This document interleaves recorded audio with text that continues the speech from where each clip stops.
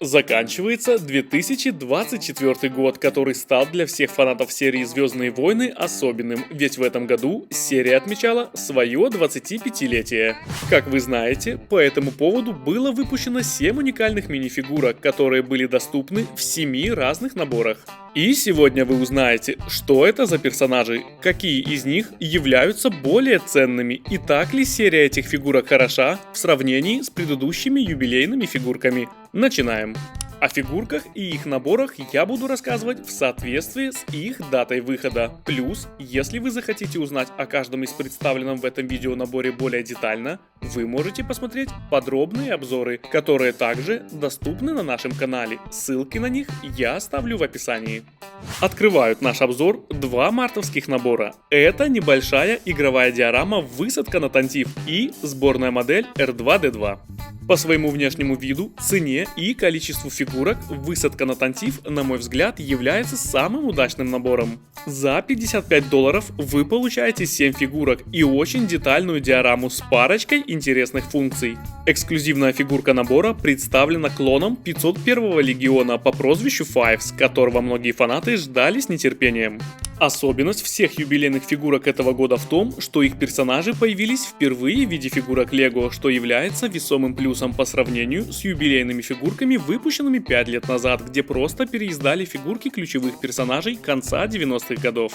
Следующей эксклюзивной фигуркой является Дарт Малак, который сопутствует сборной модели R2. Фигурка, на мой взгляд, просто отличная и идеально подходит в качестве юбилейной фигурки, так как вряд ли компания Lego выпустила бы ее в каком-то другом сете. В 2014 году был выпущен полибэг с Дартом Реваном, который стал весьма популярным, поэтому Малак имеет все шансы также стать весьма востребованным среди коллекционеров и любителей серии, особенно если говорить о фигурках Старой Республики.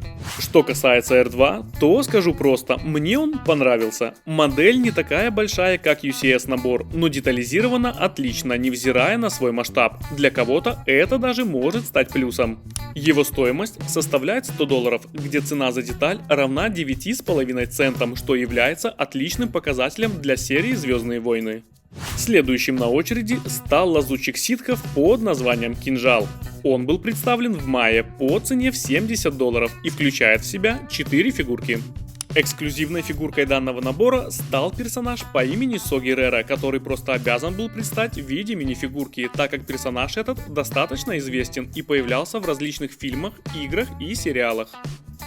Фигурка может похвастаться множеством точных и детальных принтов, но вот ее цвет до сих пор вызывает споры среди фанатов, хотя я нахожу его вполне приемлемым. Что касается набора, то сразу отмечу фигурку Дарт Мола. По моему мнению, на сегодняшний день это лучшее его исполнение, прям вот отличное. А вот корабль меня впечатлил не до конца, чего-то в нем мне не хватило, возможно, если уменьшить стоимость, то все станет на свои места, но по личным ощущениям набор слабоват. В конце видео я обязательно составлю рейтинг всех 7 наборов, вот и посмотрим, какое место достанется лазутчику. Август месяц был самым жарким на новинки, ведь было представлено сразу 3 набора с юбилейными фигурками, что нанесло сокрушительный удар по кошельку. Начну, пожалуй, с набора, который попал мне в сердечко и до сих пор там находится. Это Имперский Звездный Разрушитель. Модель состоит из 1555 деталей для сборки, а его цена равна $160. Набор включает в себя 7 различных фигурок и может похвастаться классной детализацией и не менее классными функциями. Эксклюзивной фигуркой этого набора стал Кэл Кэстис, популярный персонаж игры «Звездные войны. Павший Орден». Я полагаю, что эта фигурка обретет славу даже несмотря на маленькие недостатки в виде отсутствующего пончо и его верного дроида BD-1. А сопутствовать его успеху будет цена набора, так как из всех 7 наборов с фигурками Разрушитель является самым большим и дорогим, что точно отразится на фигурке, по крайней мере мне так кажется. Второй новинкой августа является яма Сарлака, которая просто убивает своей ценой в $80. Цена за деталь здесь составляет чуть больше 14 центов, что является самым большим показателем среди всех 7 наборов, и это при 558 деталях для сборки. Возможно, причиной такой цены является новый молд головы эксклюзивной фигурки, или то, что этот сет идеально подходит новому UCS набору Баржа Джабы, купив который вы купите и яму, несмотря на ее цену. Непонятно. Но в защиту набора скажу, что цена – это единственный его минус. Единственный. Подборка фигурок, детализация, общий вид – все это его плюсы. Ну и конечно же юбилейная фигурка. Ниеннан является единственным персонажем оригинальной трилогии фильмов, которого ждали многие, и я рад, что он был издан. Красно-черная цветовая схема смотрится потрясно, где два этих цвета создают приятный контраст. Единственным минусом можно назвать принт его головного убора. Тут хотелось бы получить именно двойное литье, но увы.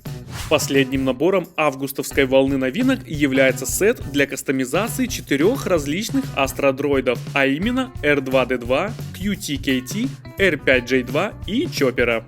По моему мнению, это самый странный и безвкусный набор этой линейки, хотя, признаться, модели смотрятся хорошо и могут стать альтернативой сборным фигуркам серии Brickheads. Юбилейной фигуркой набора стала фигурка молодой принцессы Леи, которая была главным персонажем сериала Оби-Ван Кеноби. Вместе с ней доступен и ее маленький помощник-дроид по имени Лола.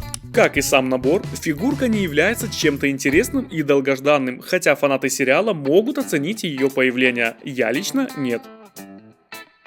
Последним заключительным набором является новинка октября месяца. Это десантный корабль Империи и спидер повстанцев. Данный сет является переизданием двух наборов образца 2008 года, которые на момент выпуска были представлены как самостоятельные наборы. В этом году их решили объединить в один и добавить к ним юбилейную фигурку. Это розовый астродроид QT-KT, который является, пожалуй, самым странным выбором компании LEGO. Фигурка, хоть и не имеет принта с обратной стороны, смотрится мило, а ее розовый цвет – это что-то новое и неизбитое. Полагаю, это и был один из критериев такого выбора, плюс эта фигурка отлично разбавит коллекцию уже существующих астродроидов, среди которых она точно будет выделяться. Сам набор можно рассматривать как хороший батл пак, ведь при цене в $40 вы получаете 3 штурмовиков и 3 повстанцев, что не так уж и плохо. Это все 7 наборов, которые подарили нам юбилейные фигурки, но отдельно отмечу еще вот такую книгу, которая также была издана в честь этой памятной даты. Внутри имеется фигурка Дарт Мола образца 99 года, где на его спине расположился принт, приуроченный к юбилею. Такие же принты имеют фигурки, приуроченные к 20-летию серии. Эта фигурка не совсем имеет отношение к юбилейным фигуркам, хотя бы потому, что персонаж Мола появлялся уже неоднократно, в то время как остальные фигурки появились впервые. Но он точно может стать небольшим дополнением к этой коллекции, особенно если найти для него такую же подставку, которой снабжены все вышеупомянутые фигурки. Теперь пару слов о том, почему эта серия, на мой взгляд, интереснее, чем прошлая, выпущенная 5 лет назад. Во-первых, в этом году мы получили на одну фигурку больше, 7 против 6. Во-вторых, намного приятнее видеть что-то новое и уникальное, нежели переизданные фигурки с дизайном, которому уже 20 лет. Ну и в-третьих, это их потенциал. Коллекция таких персонажей со временем может стать куда более ценной, нежели переизданные фигурки, хотя тут однозначно сказать нельзя, так как колебания цен на рынке – это всегда загадка.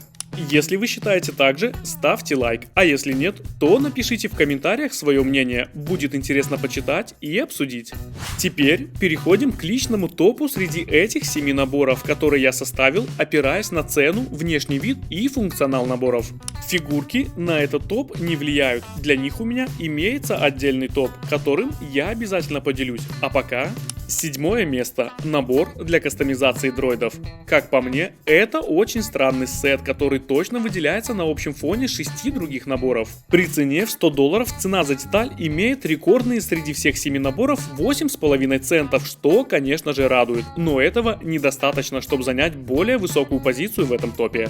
Шестое место. Десантный корабль Империи и спидер повстанцев. Тут было определиться сложнее, но выбор сделан при всем уважении, дорогие зрители. При цене в $40 и 7 включенных фигурках этот набор мог бы занять первое место, но кроме фигурок похвастаться этому набору больше нечем.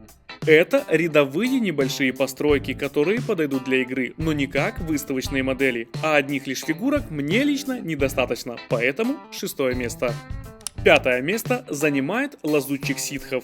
$70, 4 уникальные фигурки и уже что-то похожее на полноценную модель. Неплохо, но и нехорошо. Мне вот прям чего-то тут не хватило. Возможно, не мне одному.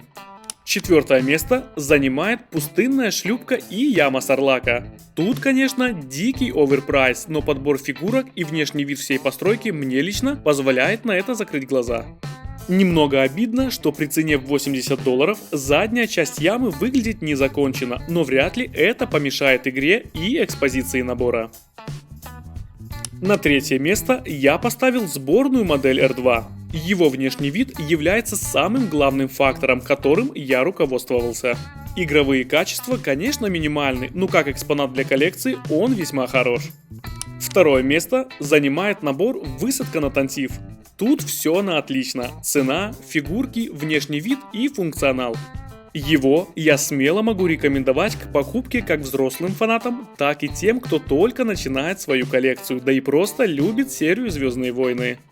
И если все предыдущие места вызывали сомнения, то первое место стабильно принадлежит имперскому звездному разрушителю. Как я уже говорил, это самый большой набор среди всех предыдущих, и при цене в $160 вы получаете прекрасный экспонат с полным составом имперского экипажа. Помимо отличных внешних качеств, он также позволит насладиться игрой, ведь для этого у него есть все, хотя по моему мнению, это не совсем удобно в силу его габаритов. Теперь поговорим о юбилейных фигурках. Перед этим я хочу показать вам одну картинку, где в голосовании участвовало более 3000 человек, которые отдавали свои голоса за одну из любимых фигурок. И вот как распределяются места. Самое забавное, что с этим списком я в принципе согласен, но только если речь идет об исполнении фигурок и их внешних качествах.